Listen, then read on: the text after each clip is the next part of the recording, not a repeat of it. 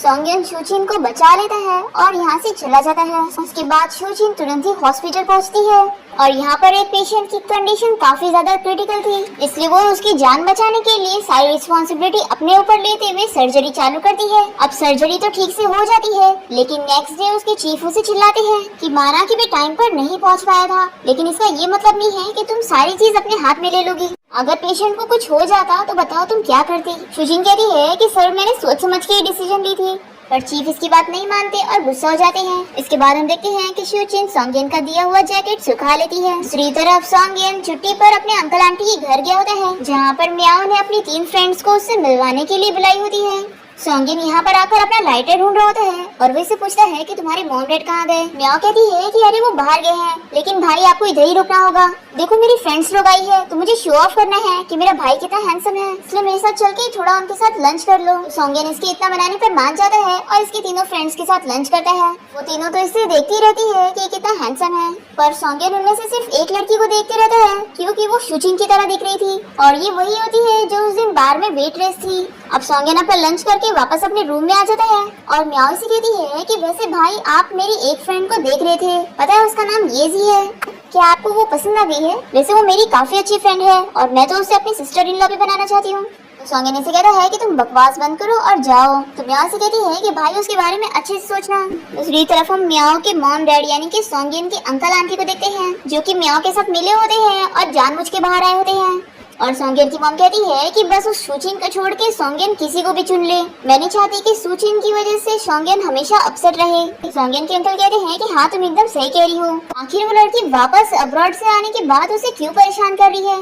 तो ऐसे ही सोंगयन कितना बेचारा है। हमें फ्लैशबैक में दिखाते हैं कि सोंगयन के डैड मर गए थे, वो रोते हुए अपने अंकल आंटी के पास आया था उन्हें ये बताने, उनसे हेल्प मांगने। एक्चुअल में उसके डैड की कंडीशन बिल्कुल ठीक नहीं थी और वो ठंडी के मारे बाहर उनकी डेथ हो गई थी। अब ये दोनों बात कर रहे होते हैं कि सोंगयन की मॉम कितनी लालची थी, उसके डैड गरीब थे इसलिए वो उसे छोड़कर चली गई थी। और फिर सोंगयन के डैड के गुजरने के बाद अंकल आंटी ने ही सोंगयन को पाले हैं और वो चाहते हैं कि वो एक अच्छी लाइफ जिए। अब यहाँ हम देखते हैं शूचिन को, जो कि अपने कजिन की मदद से ये पता कर लेती है कि आज सोंगयन छुट्टी पर अपने घर आया है, इसलिए वो तुरंत ही इससे मिलने पहुंच जाती है। सोंगयन इससे पूछता है कि तुम यहाँ पर क्या करने आई हो। तो शूचिन कहती है कि मुझे तुम्हारे जैकेट वापस करना था और कल तुमने मेरी जान बचाए थे, इसलिए मैं तुम्हें यहाँ थैंक यू बोलने आई थी। तो सोंगयन कहता है कि बताओ फिर तुम मुझे थैंक यू कैसे कहोगी। तो शूचिन इससे पूछती है कि तुम क्या चाहती हो। सोंगयन कहता है कि अगर मैं तुम्हारा शादी के लिए हाथ मांगू तो क्या तुम हाँ कहोगी।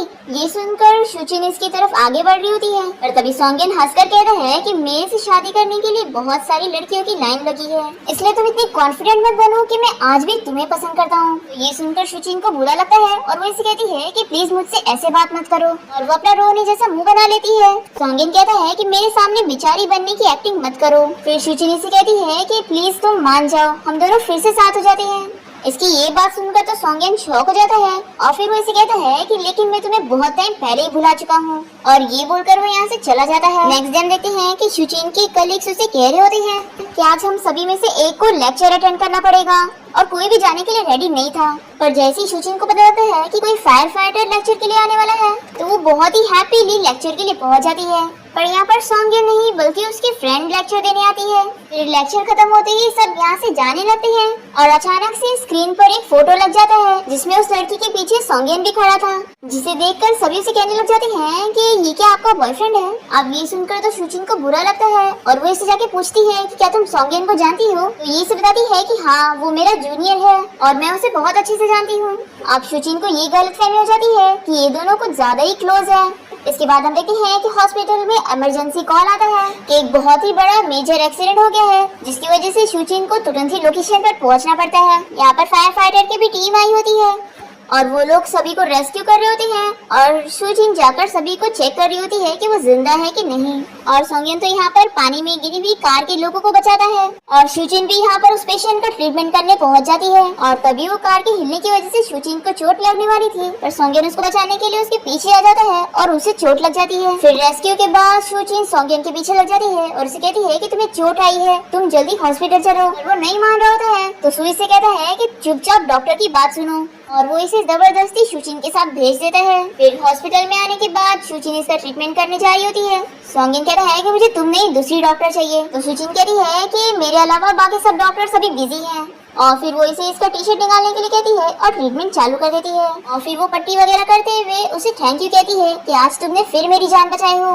तो ये कहता है कि वो बस मेरी जॉब है। तो शूजिन पट्टी करने के बाद इसे कहती है कि तुम्हें 2 दिन और हॉस्पिटल आना पड़ेगा ड्रेसिंग चेंज करने के लिए। तो संगिन इसे कहता है कि आखिर तुम्हारा क्या मतलब है? कल तुमने मुझसे बोली थी कि तुम वापस मेरे साथ होना चाहती हो। क्या तुमने साथ होने का कहने से पहले सोची भी थी कि इसका क्या मतलब है? जब तुम्हारा मुझसे मन भर गया था तब तुमने तो मुझे भगा दी थी और अब तुम वापस मेरी लाइफ में आना चाहती हो। शूजिन भी इसे कहती है कि तुम्हारा क्या मतलब है? आखिर तुम मेरी फिक्र क्यों करते हो?